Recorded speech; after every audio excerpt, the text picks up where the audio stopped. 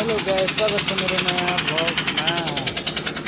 आज चाहिँ यहाँ ल्यान्डर हाल्न आएको छु। यहाँ कहाँ भनेपछि बलवानपुर कलम्बम स्कुलको पछाडि ठ्याक्कै आएको छु ल्यान्डर हाल्नको लागि।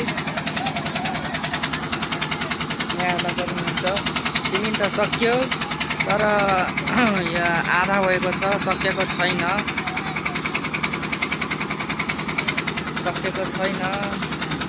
बालु टन्नै छ, सिमेन्ट सक्यो, 4 गट्टा बाँकी छ।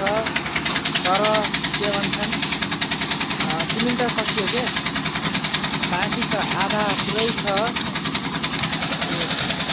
गिट्टी पनि सकिसक्यो। अब मलाई तल बोलाउँदैछन् काम गर्नको लागि। म जाँदैछु तल। भिडियो लाइक कमेन्ट गरिदिनु होला मन पऱ्यो भने। आज म लेबरी काम गर्न आएको छु यहाँ ल्यान्डर हाल्न।